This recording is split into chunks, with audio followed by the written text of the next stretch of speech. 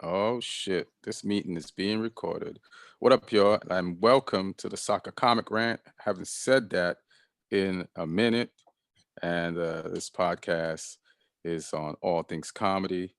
You can go to the website and there's other podcasts there. You can look at the names of the comedians that have podcasts there.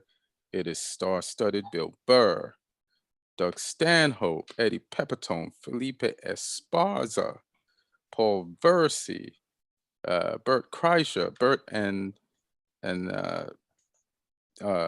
Bill Burr have a podcast together. Just go there. There's female comics there that names aren't popping up right now, so I can't say their names that have podcasts. I know there's a foosball thing with.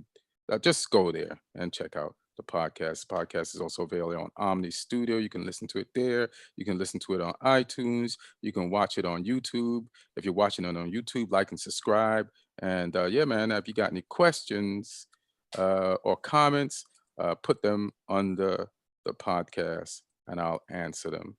We have some people that always ask questions and comment after the podcast on YouTube, and we appreciate those motherfuckers. What up? We back.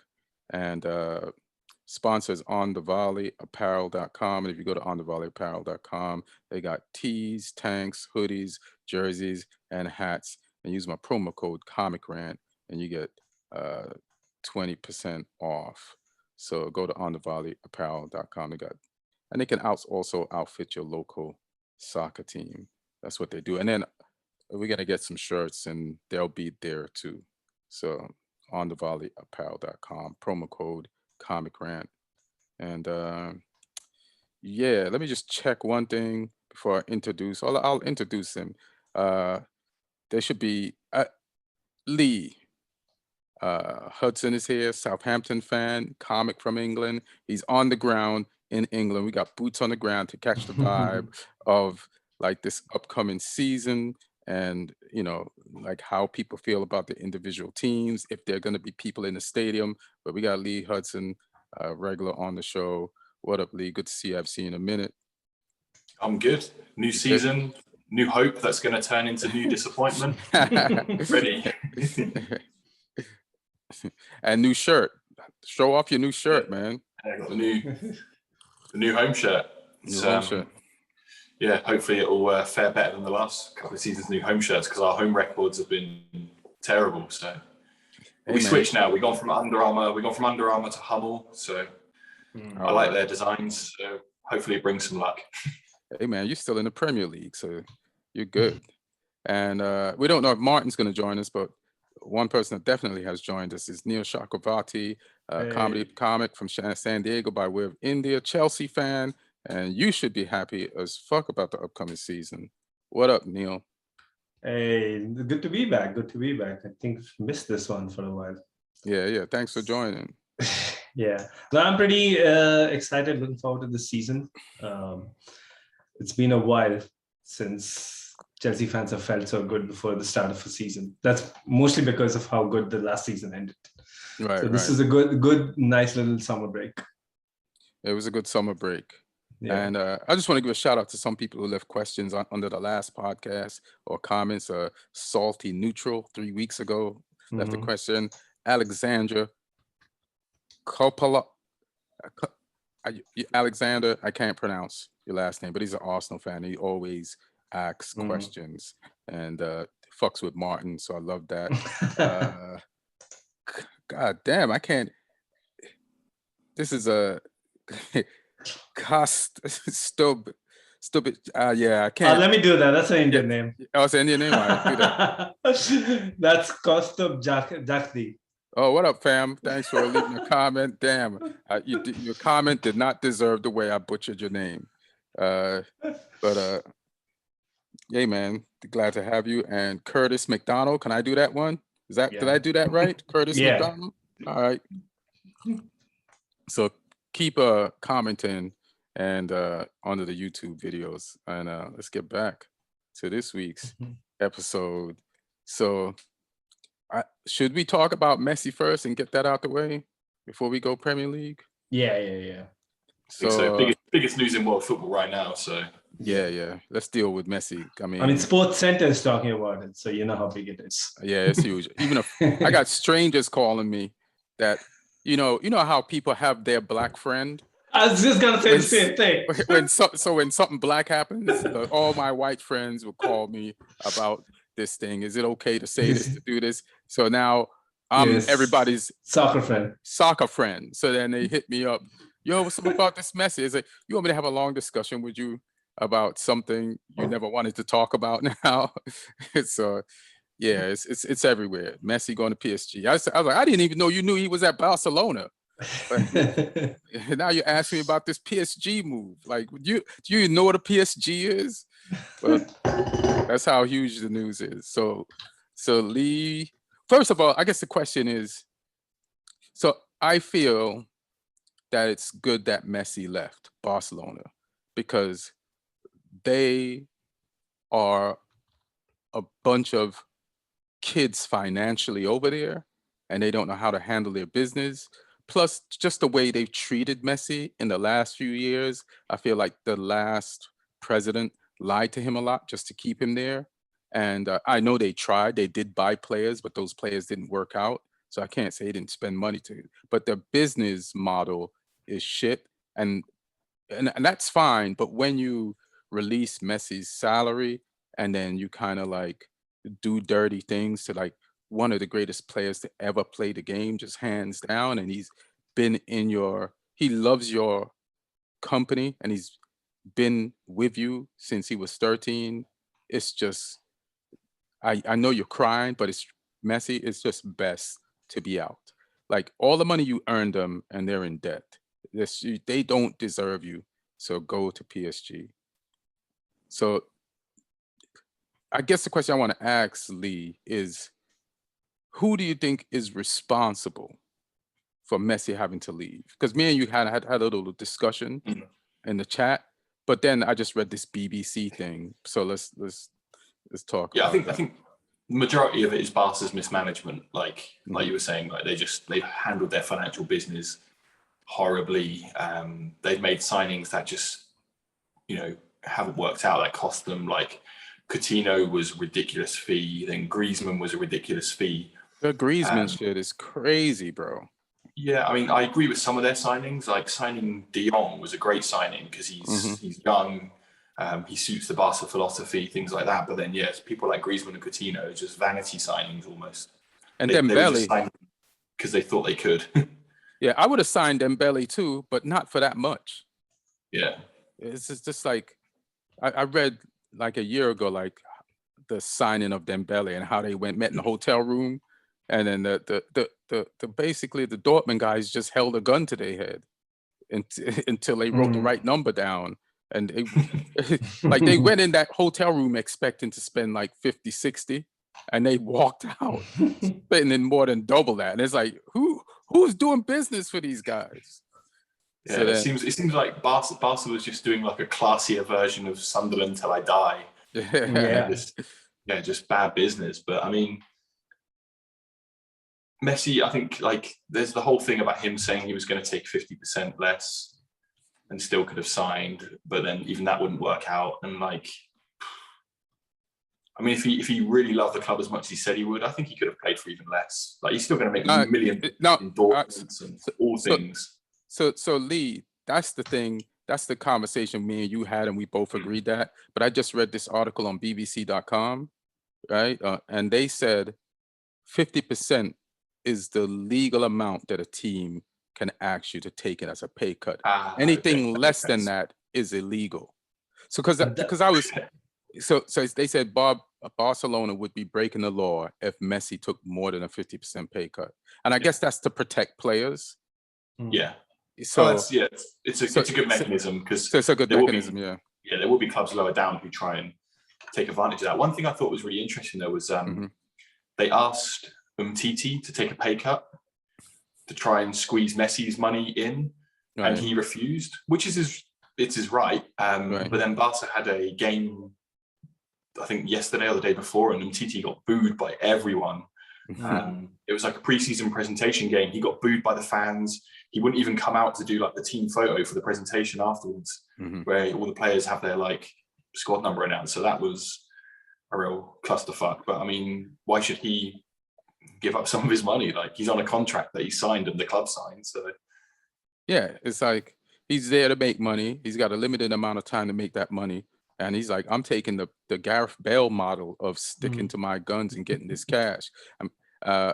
Neil, I'll jump you in a minute. I just wanted to say something about, I watched some of that preseason Super League game between Juventus and Barcelona, who are still in the Super League.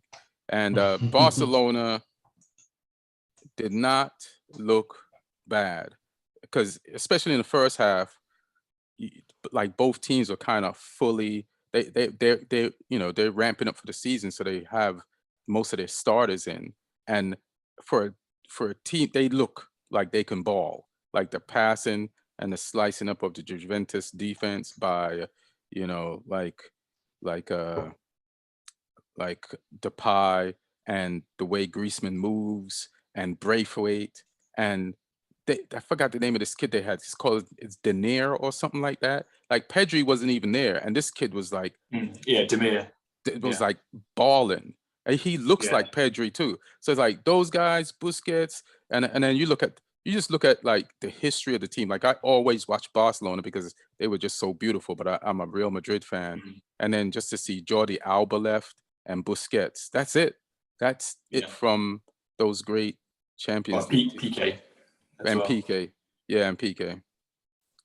So what do you think, Neil, about this whole, who do you put this on? I mean, I'm not a Barcelona fan, so I don't really have like a stakes in it in terms of having Messi move one way or the other. I think from the financial point of view, as you guys said, that there is a law that that's 50% is the max that they could have gone to. But I wonder if that's only for already registered players, because wasn't Messi a free agent at that point? So couldn't they have like just renewed him on much lower terms? You got a point. You're like, it's a completely new deal, right? Yeah, he's not an existing player on their payroll at that point. So, I mean, they could have done something. I feel like as long as it's a money thing, when it's somebody like Messi, they could have done something to sort it out. But I mean, we shouldn't forget that Messi tried to leave the club last summer too. So it wasn't like Messi was so, invested from a footballing point of view with this project either. Right. So he had other things in play. It's not like he's going to play for his whole team back in Argentina. Right. The way I see it, this is somebody who was actually in the danger of finishing his playing years in a very, very bad team. I don't think it's a bad team though. I mean, it's lit. There's like, I didn't even mention Dembele like in the lineups that I saw yesterday. You have Pedri, Denier looks good. But it's a project, right? It's a project. Like Messi doesn't have a lot of time at hand. He needs to win. I think they could have won La Liga with Messi from what I saw yesterday. They couldn't win it last time. After getting a little bit of a because sorry to cut you, but because some of the players were younger, but they have like one more season, and like Pedri. Now Pedri this year compared, they just have like, and Koeman has like a year to. They won something last year. They won a trophy. I just feel like I think the Copa del Rey was it last year, something like that. I forgot all the Spanish cups. But I just feel like when you look at the offers on hand that he had, and I'm sure PSG was not the only offer he had, but you look at where PSG is at this point, he wants to win the Champions League, right? Like Messi, greatest footballer of all time. He's won one Champions League in the last 10 years. That's just not Messi standard. So he probably wants to finish his playing career with the best possible chance. I think that's the only thing he's thinking about. The best possible chance of winning another Champions League. And that's not going to happen at Barcelona. Like it hasn't happened with even greater teams than the one they have had. They're going to start the season with. Mm-hmm. Here's a funny thing about going to PSG. The lineup of the PSG team is basically, you only get that type of lineup in FIFA. testimonials. Oh yeah. Yeah. So it's like he's gonna play 2 years of testimonial games with testimonial type talent next to him. Like even his testimonials won't be this lit. Like when he does retire. But it's gonna be weird seeing Ramos and Messi on the same team. Yeah. yes. As well. Like imagine that meeting. The PSG. Well, hey man, so remember, hey man, we just saw on the this just you get what I'm saying, bro. Let's just PSG baby. Yeah. And I feel like, I would have loved for Messi to, we had this conversation in the group, like it'd been really amazing to see him come to a Premier League team. Yeah. I mean, I would love for it to be Chelsea, but even if it's not wasn't Chelsea, any of the top clubs, just as a footballing experiment, I think this is something everybody's always wondered. We've seen Ronaldo in the Premier League. It would have been amazing to see Messi in the Premier League. It's not just about that, cold night and Stoke thing, but like, can you do it like one weekend in Manchester, the other weekend in Brighton, the other weekend in... Yeah, I know. He probably will still end up being the best player in the league. But like, by how much? That's something I'd be really curious to see. He's 34, so I wouldn't like, you know what I mean? It's tough to like put. It's like it's not peak Messi, but Messi's a desire thing. It's not just like how skillful he is. It's like how much his will is bigger than other players' will, and which is another metric, like as far as like my team buying players that I would look at. Like one of the things why I wanted Bruno Fernandes on Manchester United is like when I'd look at clips of him, I was like, oh, this guy's got some shit that is normally is not tangible. He made it tangible. Like you could see the desire level. And it's like, oh, you should put that on your team. And I think Messi has that. Like, I think Neymar needs that, like Messi can yell at Neymar. Messi can yell at Mbappe. Yes, he can push him further. It's like, what are you going to say? Messi's wrong? You know what I mean? So, yeah. Yeah, and hey, good. Martin's here. What up, Martin? Hey. Are we on air already or not yet? Yeah, we're on air already. So let me introduce you. Let me say one thing and then I'll introduce you. Also, based on what Neil just said about it's a brand new deal, it would have been a brand new deal. And then also in the conversation with Lee about Messi staying at Barcelona. So then he could have made, if that is possible, to in your new deal to take less than half. And then Lee was like, yeah, you could make money just off the endorsements. And then they could just, and then Barcelona loses so much money and the league loses so much money from losing Messi from like endorsements. It would have just made up for everything. But another thing I thought about is like first of all, Depay and Sergio Aguero, but I know specifically Depay is not even registered yet. So he's playing in all these preseason games, and he might not be able to play. And Garcia, they have like 4 players in the same situation. So they can't even register. They're still over the wage thing. But so that's weird. But what if I feel like almost they should have made it work? Because even if you say, all right, let's play one season, we'll pay you for one season. We're gonna still be in wage debt, but then we could sell you to an MLS team, and you could make all that money back. So it's like you had Messi and you lose him for nothing. But what I'll say to that though is that's only if you're assuming a very special circumstance. So like the way I look at it, like if I was Messi, why would I want to do that deal?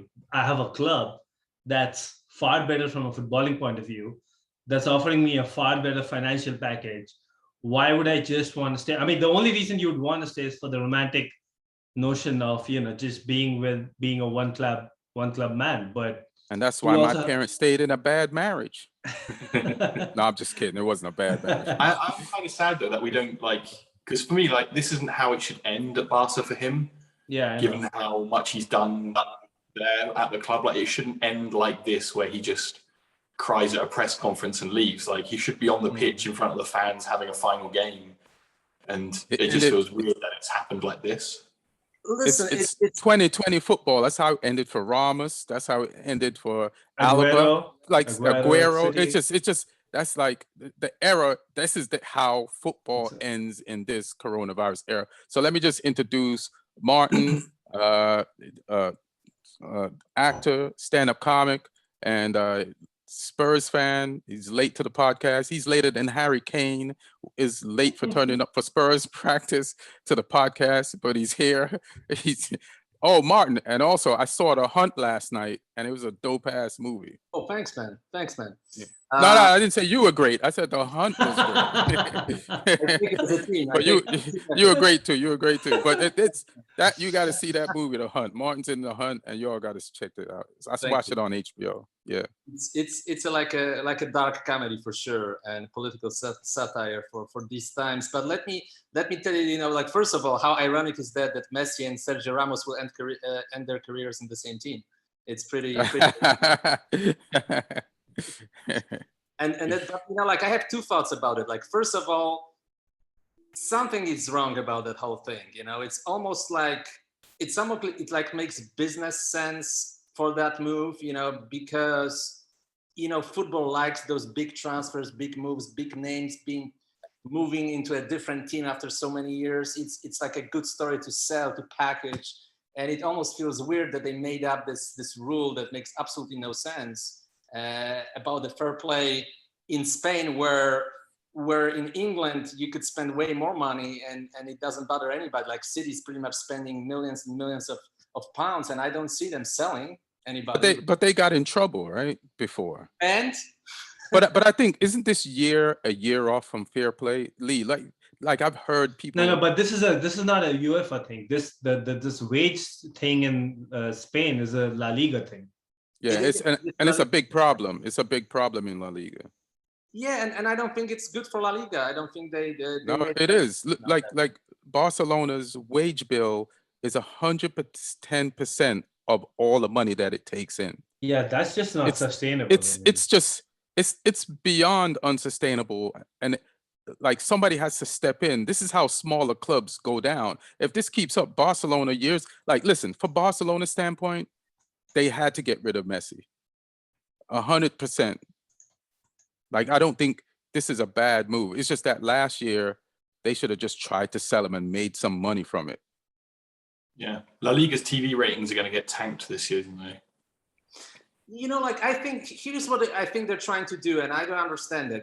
It's some leagues work that way, and you're not going to change that there are like 2 or 3 dominant teams, and it's been like that forever in Spain. If they're trying to do another Premier League there, and they want more competitive, they want to have more teams being able to compete for title or compete for Champions League. I mean, I think they do it the wrong way, because it's not going to be, the other teams are not going to be better than they were. It's just the top teams will worsen to their level. So that's, if they want to accomplish it more parity, the way that the top teams like Real Madrid and Barcelona will be weaker, then yeah, it might be more competitive in La Liga, but it will hurt them in the Champions League. It will hurt them on that scale, where I remember 5-6 years ago, Spain was like, they had 3 Spanish teams in the Champions League semifinals, and I believe 2 in the Europa League semifinals. Spanish teams were really, really good. Right now, what La Liga is doing, it's going to hurt them. But I don't think the ruling, the wage ruling, Martin, that you're talking about, that's only based off that's a percentage based off your own income. So they're not saying that Barcelona and, say, Villarreal need to have the same wage cap. It's just the percentage. So obviously Barcelona's incomes are way higher than Villarreal, so their wage bill is allowed to be higher than Villarreal. It's just that everybody has to meet 70%. And I think 70% is 70% of all your income. If that's your upper limit, that's still on too your high. wage, that's a lot. That's a lot because of room. So because you have other expenses. Yeah, like, I'm pretty sure, like, we look at all the Premier League clubs spending money. I don't think anybody is touching that 70% mark on their revenue. Martin, would you stay with a woman who spends 70% of your income? No. No, exactly. She wouldn't stay with me. You got to break up. I would spend my income. And the weird thing is, like, I remember we having this conversation, the podcast we did around the Super League when it broke up. Like, there are people in these clubs like Barcelona, Real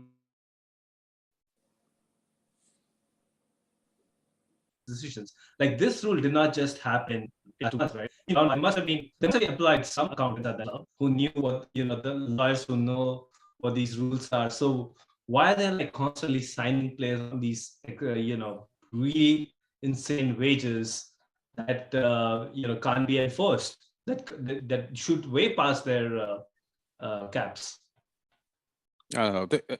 Like we said, like these teams are badly run, and at least Barcelona is trying to, like, once you get rid of Messi, that means you have to do the rest of what you got to do to control your finances. Like, you can't get rid of Messi and then not be better with your finances. It almost forces you to be better. But here's another thing though, like Martin, like next year, right?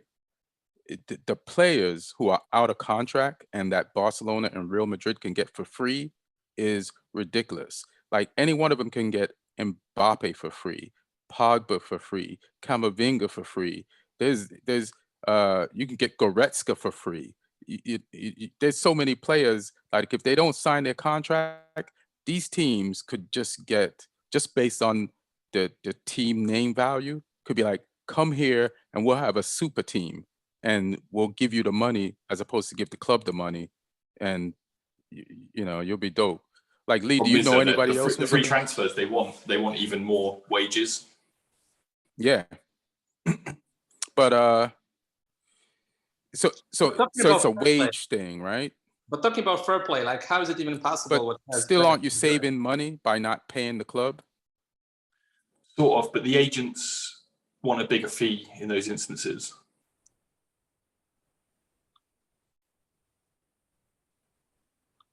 I think we lost 2 of our panel.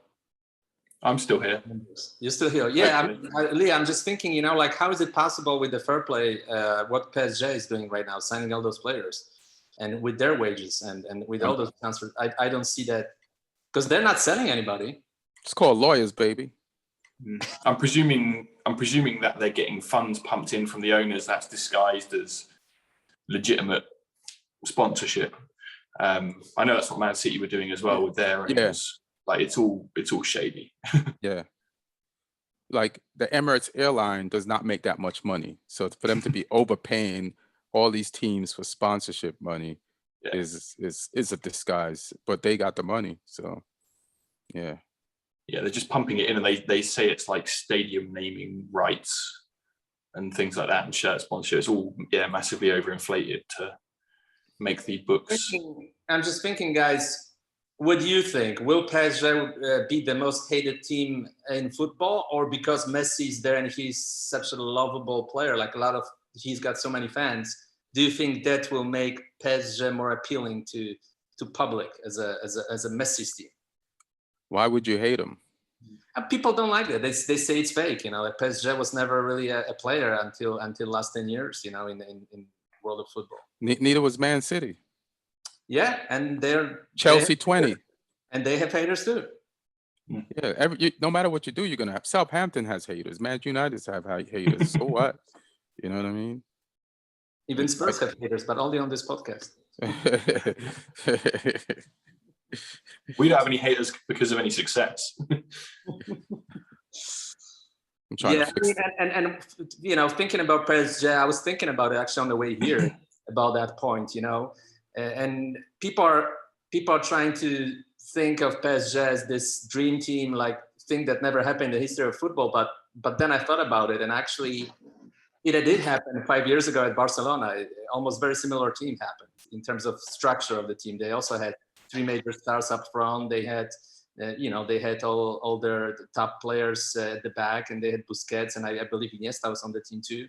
This is more. I mean, back then the Barcelona team, that compilation of players was more organic. Like, I guess I feel like the thing that's more comparable is like when that new owner took over AC Milan. Like, like back in the day when Juventus was like the top team in the entire league. I forgot his name, the Berlusconi or something like that. The guy who, yeah, and when he like just bought up everything, or just the Galacticos, you know, the first Galacticos and the second Galacticos, like I feel like that's more. But even this is like free transfers. It's like not only do we have money, but we're just gonna lurk around for contracts. Oh shit, Lee, all right? You good? Neil, you all right?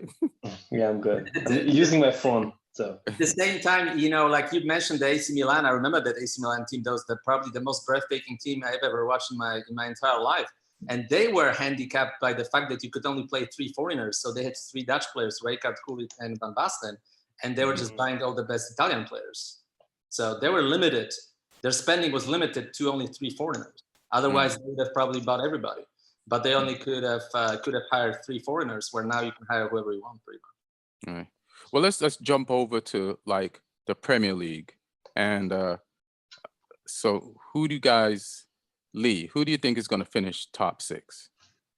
I mean, it's hard to call who will get the top spot right now until the transfer business is all completed. Right. But I think, like, in terms of top 4, I can't see past City. Could you stop right there? You are a smart motherfucker. Because I said top 6. Yeah, I wanted to see top 4, and then I was going to do the next 2. Yes, because I wanted to see everybody would catch it, because like I've been listening to Talk Sports Radio and they're talking about this top 6. It's like, hey, in my head, I'm like, top 6 was the last 2 years. Now there is no longer a top 6. It's literally now a top 4. Like just like in seasons before the last 2 years, there was always only a top 4. And then sometimes there was a top 3, and then sometimes a top 2. Now it's just back to a top 4. So the fact that you just said that immediately, it was a trick question. Yeah, so I think like top 4 is going to be, in no particular order, City, Chelsea, United, and Liverpool. You know, Liverpool with Van Dijk back, you know, and their defense back, they should be more competitive at the top than they were previously. And then you know, you'll have clubs like Leicester will be looking to break into that if they can, or get as close as possible. West Ham will be trying to see where they can come in. Tottenham will be maybe somewhere about there if they can gel and get things together under Nuno. I mean, who knows? It's, you know, Everton under Benitez could be great. I mean, they've looked terrible in pre-season, but they could just be, you know, figuring things out. Villa, with all the business they've done, they're going to be looking to be like the new Leicester. So Villa are going to be up in that mix as well. So it'll be interesting to see if anyone can break those 4 clubs. But I think they'll be the top 4, and then everyone else will be fighting for the spots underneath that. Right. Martin, who you got? Top 6. It's going to be interesting. Well, for me, there are clearly top 4 teams, which is City, United, Chelsea, and Liverpool. I would say it's gonna be Chelsea as a favorite to win it, and the most pressure is on Chelsea because they just won the Champions League and they just bought, you know, another group of players. So I think that they're the favorites, and the pressure is on Chelsea. Anything below, you know, finishing first will be a major defeat for Chelsea, in my opinion. And United kind of have to compete for title this year. It seems that way, you know. Like absolutely. That's the natural step. You finish second. Now it's time to compete for the title. I think City, if they don't buy a striker, might have a problem defending the title. Liverpool is the biggest enigma out of the top 4 because, you know, there were stories like, for example, Wijnaldum gave an interview after leading Liverpool that in this game against Barcelona, when Barcelona won 3-0, and then they had this famous 4-0 in the revenge game when they went to win the Champions League, and Wijnaldum scored 2 goals. He said that he ignored Klopp's tactics and he decided to move forward on his own against his wishes, and he kind of suggested that this team is more free-flowing in terms that the players are taking initiative, and it's not that much of a coach's impact on the team as it's more like a kind of a freestyle type of a team. So if and listen, and there were rumors also about Mane and Salah don't liking each other. So if this team has some internal issues, they might have a problem. And they'll be the one to watch out for to fall out of the top four. But that's the top four for sure. And any other solution, any other result, any other team, if any other team cracks top four, it will be a major surprise. First of all, just to comment on that, like I just read or I just listened to Rabona TV a few weeks ago, and he covered like Klopp's coaching career and how he came up in the second division as a coach. How it was, I think it was Mainz. Was it Mainz? Yeah, Mainz was his first club. Yeah, it was his club. He was like the defender and a player. He was also the leading scorer before he became the coach in Mainz history. And he was a forward first, and they dropped him back to defense. And then the coach, I forgot the famous coach that he was under that changed or revolutionized like coaching for Mainz. And the coach would like have the team for 4 hours without the ball once he decided to go to 4 at the back, because 4 at the back was not normal in German football back then, and how they would like without the football have the defenders like move and learn how to stick together. And then Klopp took on that style because it changed his whole perspective of football and took Mainz from the second division into the first division. Like, but they have no money. So I like Wijnaldum, but for him to suggest that doesn't make sense. I think Klopp is a thorough coach. Plus, why would you tell your team when they're 3 down in a game to stay back?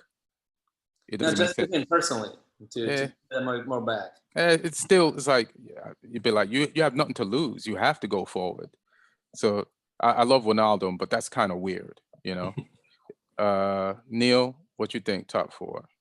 I think the top 4 stays the top 4 from last season. So City, United, Liverpool, Chelsea.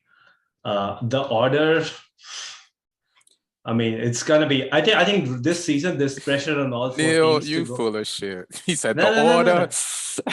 You just bought Lukaku. But no. Hear me out. Your question actually didn't even ask for an order. I'm volunteering an order. I know, but you're trying to like take the pressure off, and I'm not. No, I'm not. No. Hear me out. I think this season there's gonna be pressure on all 4 of these teams to challenge for the title, and definitely as a Chelsea fan, we will be putting that pressure on, and I think that pressure is going to be on for all 4 of these teams, because if you look at the spending that United have done, I think United and Chelsea are pretty much around about the same place. I think maybe United, a lot of those players have played together for a little while longer than the Chelsea players, but Chelsea also now have the experience of winning something significant, so that helps them. Lee, did you hear that? Now, when I interrupted him, he said, "Let me finish," and then he finished and didn't like make up for for the reason why he. No, was but I'm saying there's pressure on. Lee, just take this, please. Take this. But I'm saying there's pressure on all 4 of these teams to compete for the title. What else do you want me to say? Just let Lee know, because number one, everybody in England, even Man U fans, do not expect to win the title this season. We expect to. No. That's a cop out. It's not a cop out, because listen, you have. I mean, you can't expect after spending 400 Can I million finish? Yes, not you even can. challenge Yes, for you the can, title. because this is why. Because you have all the players in all the positions that you need in depth. Everybody in the world knows that Manchester United needs a defensive midfielder. So we're going into the season. We're going into the season. No, you don't. You're going into the season. We know what our weakness is. You have none. Lee, please take this, man. I don't want to have to. Yeah, I mean, at the end of the day, Chelsea are the reigning European champions, and they're adding a new number 9 who was one of the best strikers in Europe for the last however many seasons. And I'm sorry. And speaking of midfield, you have the Euro midfielder, and you have Conte, who was the MVP of the Champions League like period over all the players. Like, what are you saying? No, I'm not. Wait a second. I'm not saying that. By the way, have I at any point said that I'm not expecting or I'm not going to put pressure on Tuchel to like challenge for the title? I'm just saying United fans should be doing the same. But anyway, if you just want to stick to Chelsea, It's I'm not completely even. fine with that. It's not even. It's not. I think it's even, but like in terms of what talent each team has. But because don't forget, you guys have actually, you're talking about Chelsea adding Lukaku, the most coveted forward player in this window. I think even higher than Jack Grealish was Jadon Sancho. No, and United Haaland. got him. Haaland. But Haaland didn't move, right? I'm saying among. You said the most coveted coveted. Yeah, player. but like you know, he was coveted, and it looks like he's never PSG has the most on the market. PSG has the most coveted player in the world. That's true, but like in the Premier League. No. Actually, Sancho was more coveted a year before, I would say, than this year.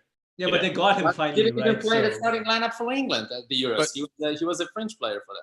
Listen, Neil, going into the season, when before we had Sancho, the known fact after the end of the season was that we needed the defender, which we got Varane, and we needed a central midfielder. We have the defender, but we don't have the central midfielder, and we got an extra. Like, listen, I rate our squad. I love our squad. I hope there's players that in the midfield area step up and do better than we expect, but Chelsea is ahead of us.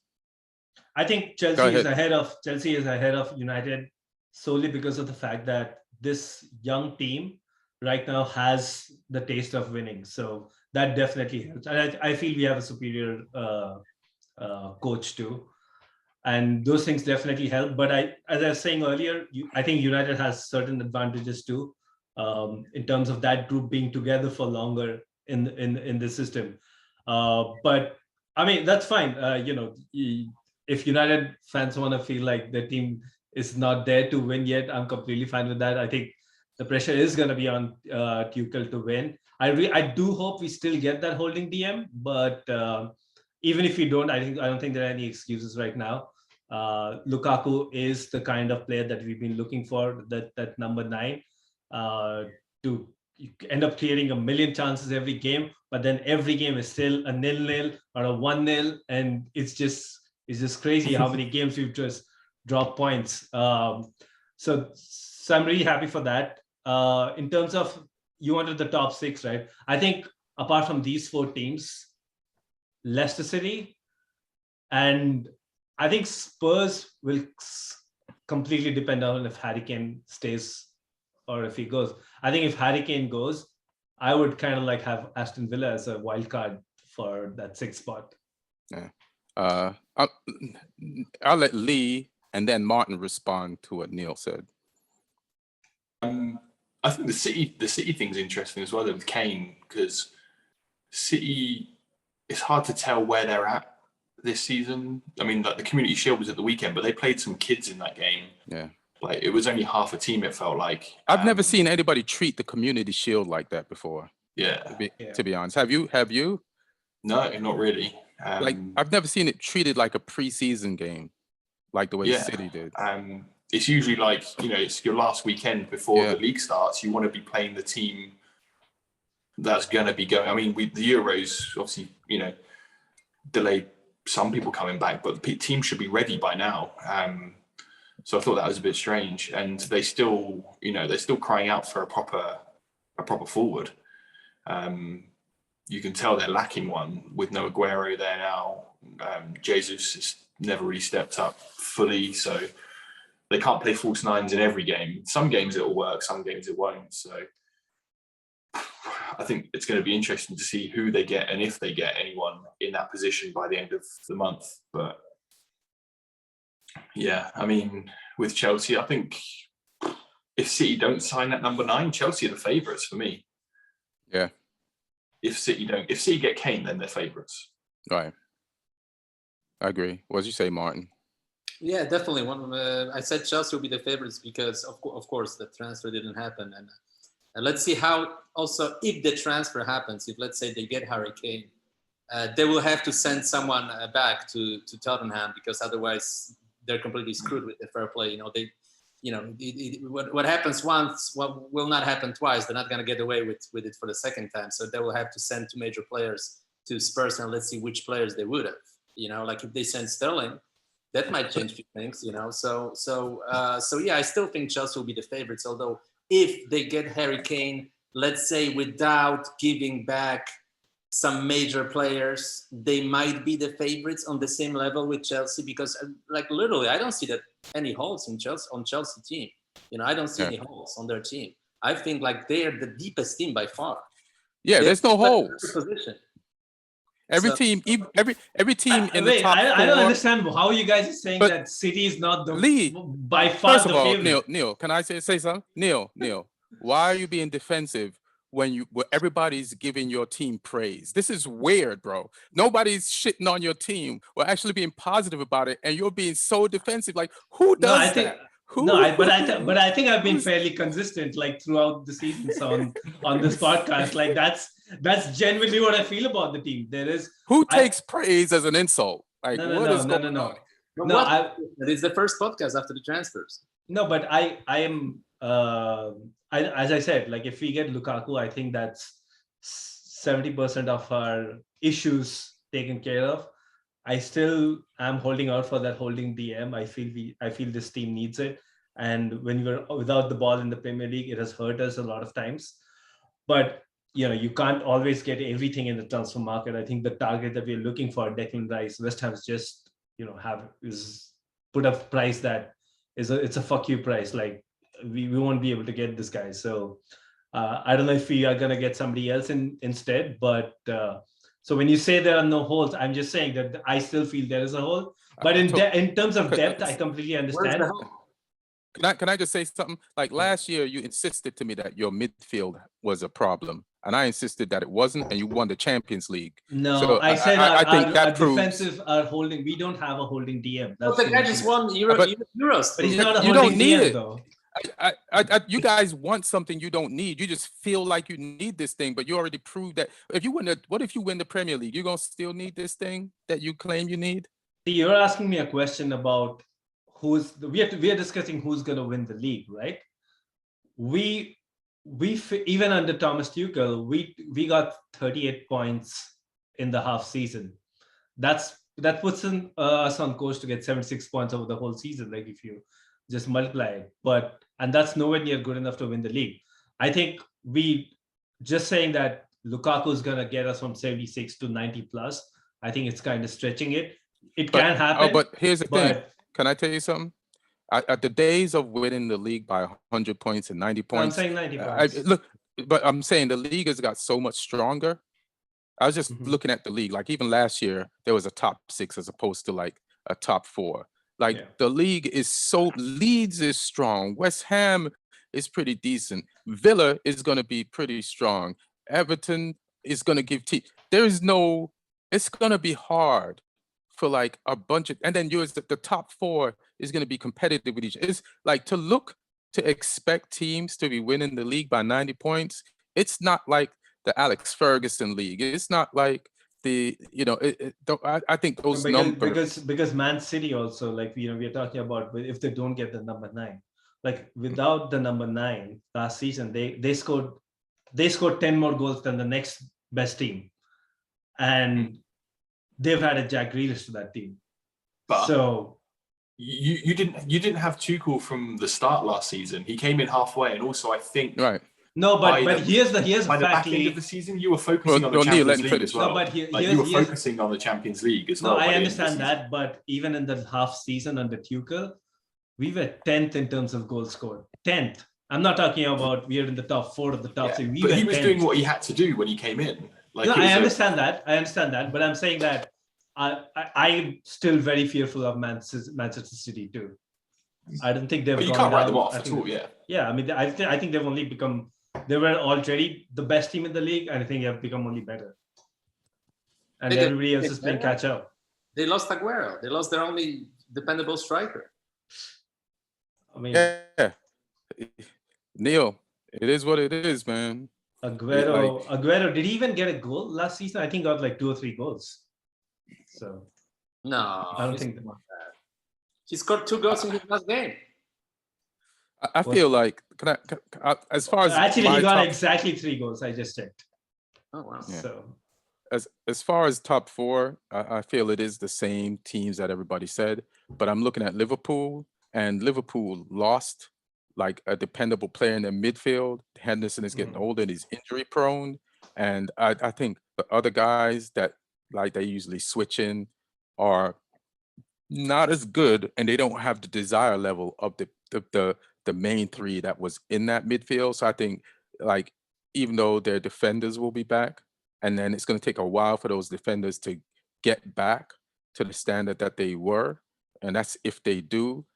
I feel like between the midfield and between the time it's going to take for Liverpool's defenders to get back to the level that they were, I think Liverpool in the top 4 is gonna have some issues, but I still think they will finish in the top 4. And as far as Man U is concerned, we're in a good position. We got a good team. I do not expect them, and I don't think anybody really expects them to to uh, to win. But there is something. Me and Neil had a discussion in the chat, and I disagree with him about part of the argument and agree with him. Like last year, if we did have Sancho, we probably would have won the Europa League title if we got Sancho last year, because he would have made the game ended 0-0 1-1 before penalties. 1-1. 1-1. I'm sure he would have got us. I'm almost sure he would have got us a goal. We lacked creativity, so he's going to make up for us for goals this year, just in games. But I'm excited to see what we do out there, because quality football is very important to us. Martin, how are you feeling about Spurs? Well, here's the thing. It's almost coming back to the moment when we hired Pochettino. When actually that was the first time I was doing this podcast, was when we hired Pochettino. You were actually more optimistic than I was at the time. So I'm gonna say this. Last year, I was ready to put up with Mourinho's unattractive football just because I wanted to win something. This year, my goal is Spurs to play attractive and offensive and good football, and whatever happens, happens. But first of all, I want them to play with imagination, be one of the more exciting teams in the league, like they were under Pochettino in the first 3-4 years, and build on that. So I don't have a goal for them, a specific goal in terms of you have to finish this and this position. I think they're capable of finishing 5th or 6th. I think that's realistic. But if they don't, if they finish 7th, but build something better for the future, I'm okay with it. On the low, you made some good transfers. Yeah, I think the center back is a very exciting prospect. He reminds me of a young Alderweireld when we bought him from Southampton, so to speak. What's his name again? The Romero? Romero, yeah. I think he won Copa America with Argentina. He was voted the best defender in Italian league last season. So yeah, it's pretty exciting because we really didn't have that type of a defender last year. We were relying on that. And what about Gil? Young player, could be exciting. We'll see. Like if he's the next Eriksen, great. All right. And how you feeling about Southampton, Lee? Like you guys lost a lot of quality. Like, tell me who you lost. And yeah, I mean, goals is everything. Yeah, Bertrand and Ings are the 2 main players we've lost. Obviously, Bertrand was, brought experience and a bit of calmness to the defence. And Ings is just, goals. But Adam Armstrong, who we've signed from Blackburn, he scored 28 goals, I think it was, last year in the Championship. And he scores all kinds of goals as well. Outside the box, inside the box, off crosses. So he's potentially a good player. It does worry me when we sign a player from the Championship because you don't know if they're going to be able to adapt straight away and score goals or if it's going to take some time. So it's a risk, but we got him for a decent price. I think it's 15 million, whereas we got 25 million for Ings. So we have some extra money, which is good. The left back we signed, Perraud from Brest in France. He got in the League One team of the season last season as the left back. And he got a quite high number of assists as well. So he could be a good replacement for Bertrand for us. So hopefully they work. But I'm a bit worried that we don't have much depth in our squad. So I'm hoping we can get a good start and we can get things going again. We've got some other young players that we brought in from Chelsea. So Daniel Simiu and Tino Livramento, both signings. And then we've loaned Armando Broja as well as a forward, big 6'3", scored 11 goals for Vitesse in the Dutch league last season. So yeah, I think we've strengthened a bit, but I still worry if key players get injured or if Ward-Prowse goes before the end of the window. We might be a bit light in centre midfield, but we'll see. We've got some exciting players though, like Nathan Teller. I thought the second half of last season, he looked really exciting when he came in and played. He had no fear, was running at people, scoring goals. So hopefully he'll be good. But yeah, it could go either way.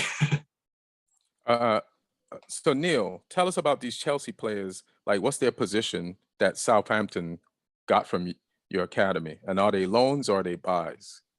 Simeo is Daniel Simeo is a centre back, and he kind of like, I think he ran out his contract, so he's on a free transfer. But instead of going on to a tribunal, I think the clubs decided on a fee. I think about less than 2 million. I think 1.5 million pounds fee. So he's a centre back.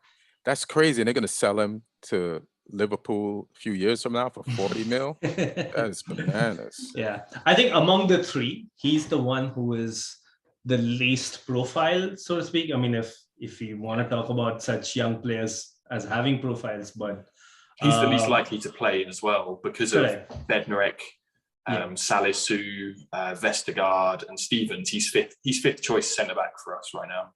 Right. Yeah. So I mean, he's definitely someone who's probably going to play for your under 23s, I guess. Yeah. Through the season, maybe if you have an injury crisis or something, but somebody for the future, I guess. Livramento is the one that I'm the most excited to see in the Premier League. He is a right wing back, very similar to Tariq Lamptey in the sense that he has the speed and the vision. And you'll see a lot of these, these fullbacks, wing backs who do these really nice crosses from the almost like near the touchline. But Livramento also has he can do that, but he also has the ability to find you from almost sort of a midfieldish kind of a zone. Pretty similar to Trent Alexander-Arnold in that aspect. So he's very highly rated. I think he won the Academy Player of the Year in this past season. So it was very surprising that he actually chose to leave, because usually those are the kind of players that we just don't sell. But again, 1 year on the contract, I think a lot of these players have seen what Jadon Sancho has done. Making that move early on.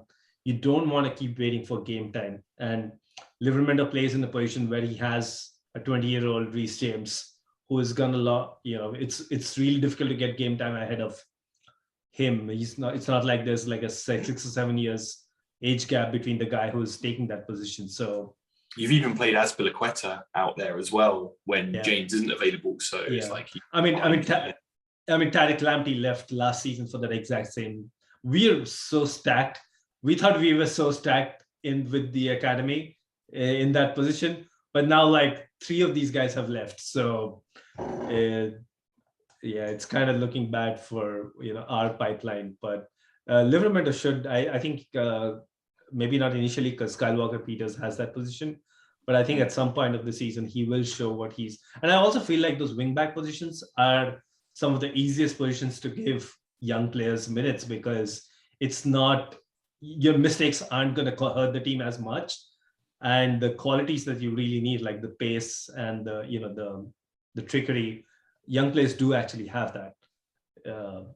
And Broja again, really big, 6'3" striker. He has a great finish in him. Even in the preseason, he scored in two games for us. Hit the post on one of the games against Bournemouth. So you'll have pace. He can probably play a couple of different ways. He can play with the front three. He can, he has good hold-up play. That's something he's learned in the Dutch league last season. So We play primarily with a front two, so it'd be interesting to see who they pair him with. Yeah. But I mean, from what I've seen of him, he can do everything. Like he can run in behind and play on the shoulder, but he also can hold the ball up. He scores from crosses as well. Like he's in the box doing stuff. So yeah, hopefully it'd be good. So Lee, so you said that you have a goalkeeping problem, that you need a goalkeeper? No. Okay. Can I ask you a question? We have Forster and McCarthy, who are both established Premier League level goalkeepers. I was watching the Champions League qualifier between Legia Warsaw and Dinamo Zagreb today, and Dinamo Zagreb won barely, but they have like 7 players who played for Croatia on Euros, and then they also have the Swiss striker who scored actually against France the 3rd goal on this team, and this goalkeeper Livakovic, he's amazing. I mean, and he's still at Dinamo Zagreb, and he's very good. He was very good at Euros too. I think he's an option for some of the teams. Mark, let me ask you a question about Spurs. Do you feel like Daniel Levy's greed will cost Spurs? Like, so Kane definitely wants to leave, right? And it's hard to say. I think he doesn't want to. No, let me just finish. Yeah. I think he definitely wants to leave. I saw an interview with Pep where Pep said they made an offer for the player, but if Spurs doesn't want to sell the player or negotiate, then it's off the table. Now so he definitely they talked about this. Yeah, and for sure. Right. Whatever Spurs said turned City off. But is Levy blowing an opportunity to listen? This is what Levy's always thinking money. I think the money that he brings in from sales of players make him look like he's a businessman. But can I just finish? I think this is what I think.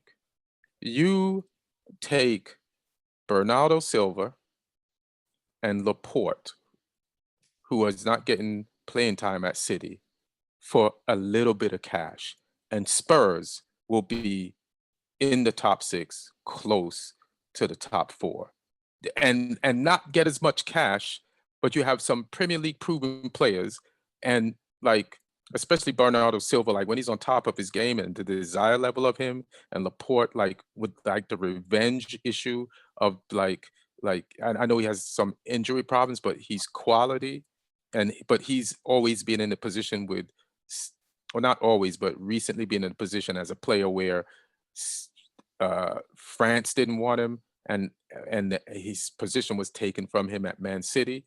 Like he has something to prove, like quality in positions where you do need a defender, and you do need somebody like Bernardo Silva. Like fuck this huge amount of money. You sure? I mean, So Laporte, I can see that, but we have Ali, we have Lucas Moura, we have. What side does song play on? I'm just because I could be wrong. Someplace on the left. He can possibly be a striker if he has to. Possibly, he played in the last game against Arsenal as a striker. But listen, Harry Kane is Harry Kane, and I don't blame Levy for not wanting to sell him. I think he wants to see what Nuno can do with this team first, and if there is a potential of maybe a Champions League football anytime soon. I don't think this year, but maybe if they wait out and build something. I disagree with one point, and I disagree only because I actually checked on that. Spurs are not really selling players. No, in the last 15 years, we only sold 2 players that we had to sell, that we didn't have, that were still stars, that were still players useful and considered for the future of the team. Those players were Berbatov to United, Bale to Real Madrid, and Modric to Real Madrid. Other than that, we only sold players that are not longer necessary, including Trippier. That was a bad decision, but that was a decision because they felt like they can do better without him. Kyle Walker? And other than that, we didn't sell anybody. Kyle Walker? Also, they felt they have Trippier for that position, and then they felt they have Oyer for that position. But I warned you about that too, losing him. Can I just say another thing? Like holding on to Harry Kane a year longer. How old is he now? 27? I think he's 28 now. 28. I feel like holding on to Harry Kane, a player that you're going to sell eventually for a year longer, just to see, devalues the money for Harry Kane. So I feel like you make this deal now, that you're going to have to eventually make later, and you're going to have to take less for him because he's the older he gets, the more he's going to want to leave. Well, I would say this: if this was a player that we bought, like let's say Liverpool bought Suarez, right? And Suarez was the star, and they sold him to Barcelona. If it was a guy who doesn't have some sort of sentiment, if he doesn't love the club the way Harry Kane loves the club, yes, but he's like kind of a local icon, so that makes it more difficult. And I think you understand that actually. You understand it.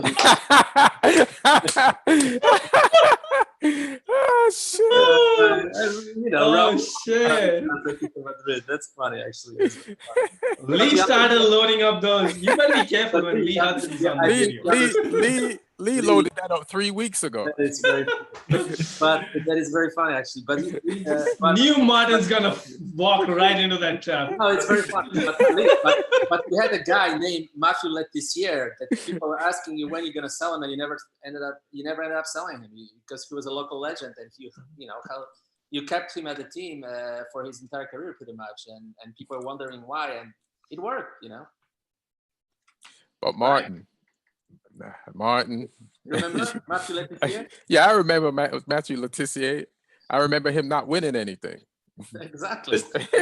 I kind of agree though with.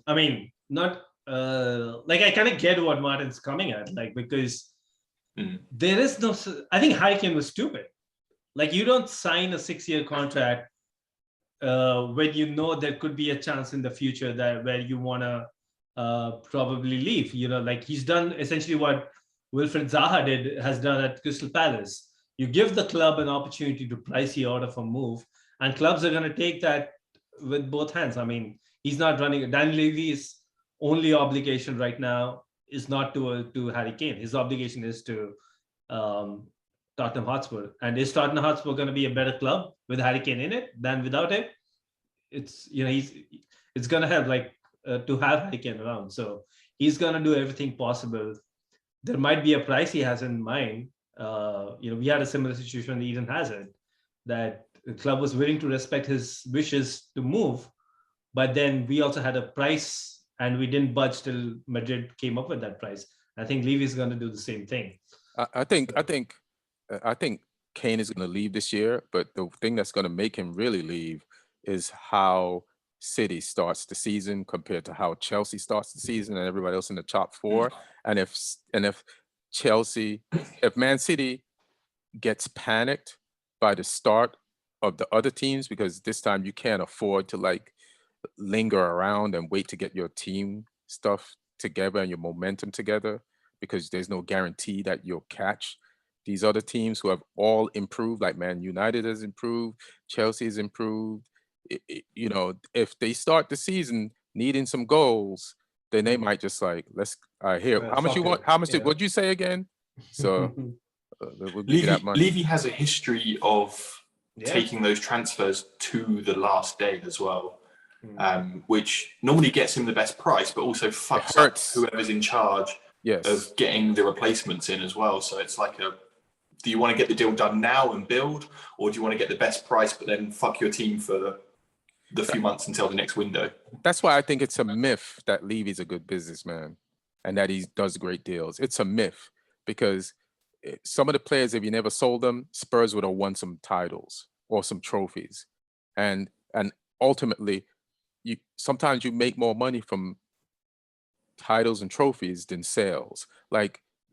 Some of those players want to go though. If you're Modric or Bale and Real Madrid come in for you, you're gonna want to leave. Well, Modric once was trying to go to a different team the year before. It was done. Everything was done. And what team was that? Chelsea. It was just Chelsea. Yeah, it was Chelsea. Everything was done. Modric was spotted on Roman Abramovich's yacht.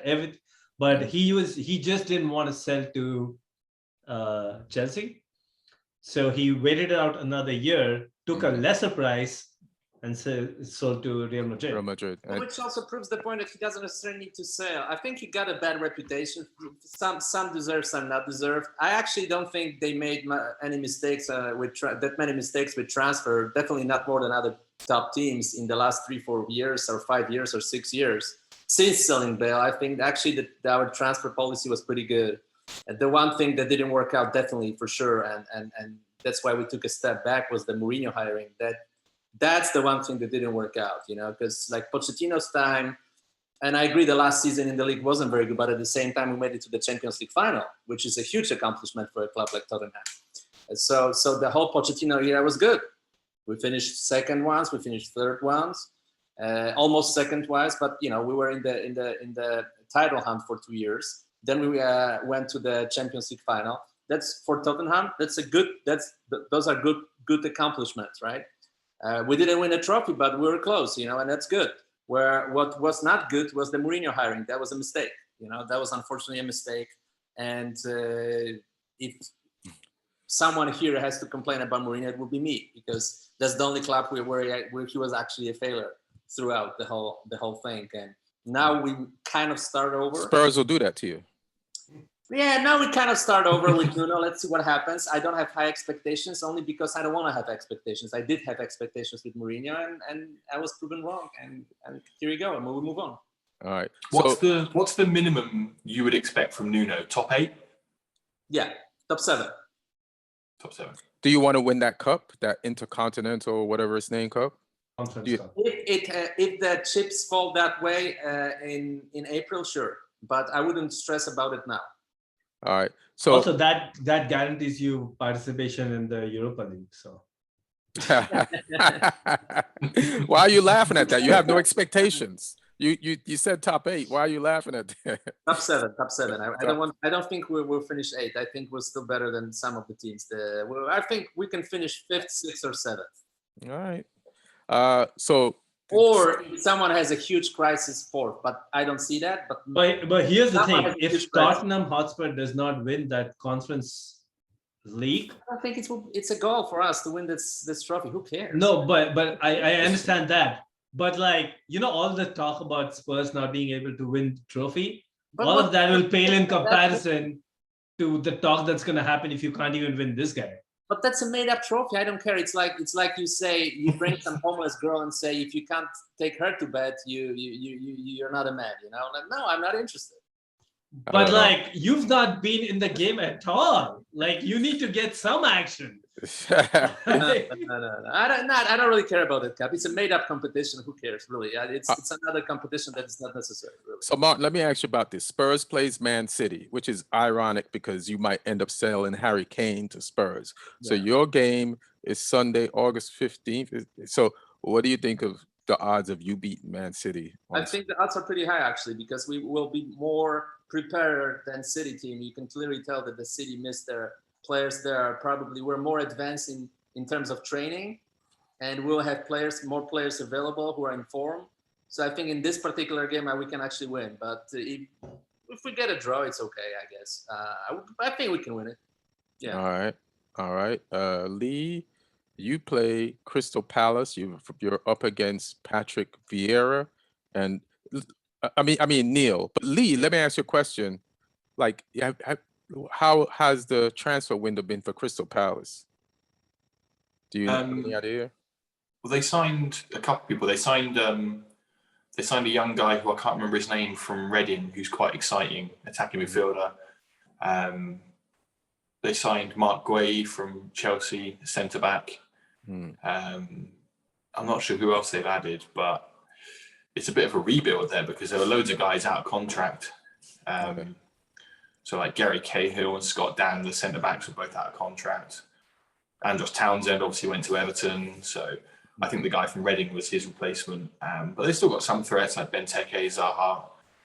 Eze's injured right now, but he'll be back at some point. But I think they're looking very light on depth. So I think Vieira is very unproven as well in the Premier League. So they need a good start, otherwise they could be one of the teams down there.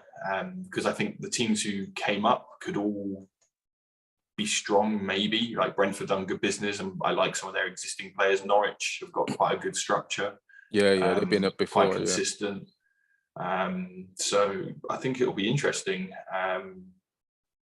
in that relegation battle, because I can't see many teams from last season that I think will struggle. I think Watford could be down there, but they're a bit of an unknown quantity as far as the promoted teams go, I think, as to how they'll be.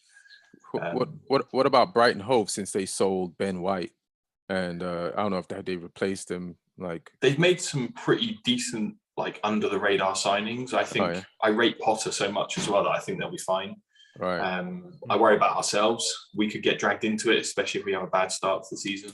Right. I wouldn't put it past us. But Burnley as well. I don't think Burnley have really done much. Oh yeah. But they always stay up. They always stay up. But it's interesting that I saw this. Burnley are like cockroaches. I saw this poll on one of the websites. Who is the most likely to be fired from all the managers? And Hasenhuttl was number one in terms of votes. You know, it won't be his fault. I wouldn't have him as number one. I would have the Watford coach as number one, just because Watford cycle through like 3 manager season regularly. But I think out of the promoted teams, like, Brentford will stick with Thomas Frank, and Norwich will stick with Daniel Farker. So I don't think either of them, even if they struggle, I don't think either of those clubs will fire their managers. So there's definitely a chance if things start going badly. I think he may walk rather than be fired. But what about Steve Bruce? They always want to fire him. No? Yeah, Newcastle, you never really know what the hell they're going to be like. Did they do any business? I think they're signing Willock from Arsenal permanently, which is a great deal because he looked brilliant for them last season. Yeah, at the end of the season, he lit it up. Arteta, he's the guy to look at as a potential. You know? I mean, I don't want to look at him to get fired. I like Arteta, but Arsenal's not going to do great this season because they didn't do. Did they buy anything that I missed? They bought Ben White for 50 million. And then what else? I think they got some of their. I mean, they're trying to get either Odegaard or James Maddison. No, Odegaard played for Real Madrid yesterday. They got who? Yeah. They got who? No one else. They were looking. They got this guy called Lokonga from Anderlecht, I think, in Belgium. Yeah, Anderlecht. Yeah. Oh. No, I don't understand. And I listen.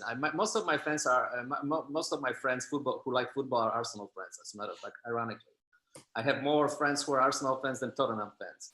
And but we're cool, you know. But I told them that you guys are like, you know, like people during pandemic going to Vegas and spending unemployment money just throwing it at casinos, you know. Like 50 mil for Ben White and then without any other transfers makes no sense. It makes no sense.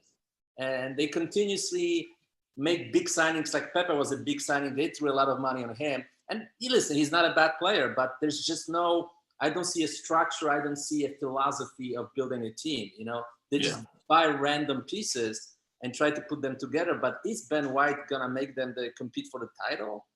So why? I don't think they're looking to compete for the title. Why you spend 50 mil for it? But you need a defender. But because that's City money, that's not Arsenal money. That's City money. I mean, that's what defenders are going for now. You know, especially from the Premier League. Yeah, especially from the Premier Young League. English as well. Yeah.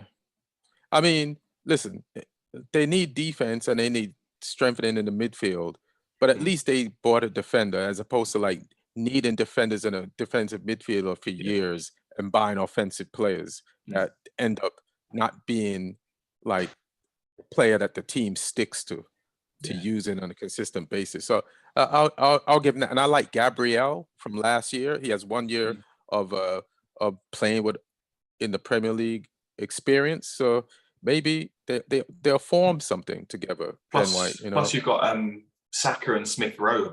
They're just getting more and more experience now. So I think both of those two are really exciting players. So they could be good to watch. It just depends what Aubameyang and Lacazette are like if they turn up. I think Lacazette's gonna go because they're looking at because they were also looking at Tammy Abraham. So they probably are looking in the market for a new striker. So and if that happens, players who are not making it at Chelsea, they like to get those players of your books. That's a good thing. Because they can't get on main players. Again, Martin? So, I mean, they can't get on main players. So they always take players from Chelsea that Chelsea doesn't need. That happened with Willian. That happened with David Luiz, and now that might happen with Abraham. pretty hilarious, as a matter of fact. Yeah. So my point is like I don't think their transfer window is done. I think they're one of the clubs who will still keep doing something till the end of the window. And listen, guys, like think about it. What if Liverpool? I was going to say Liverpool. Chelsea, what if Liverpool or Chelsea goes and says 120 for Saka in the middle of the season? What Arsenal says? They're not going to no. sell. They're not going to sell. I don't know. They're not going to sell. They don't need the money. They need a good director of football. They don't need money. Yeah. And their fan base is always anyways ready to like haul them over the coals. Imagine trying to sell Saka. Like there's probably gonna be throwing this Molotov cocktails. If they try to sell Saka, the fan base would treat it like they just said they're gonna go in the Super League. They'll shut that shit down. It's not happening. All right, we got to bounce, but this is great. We'll see this weekend.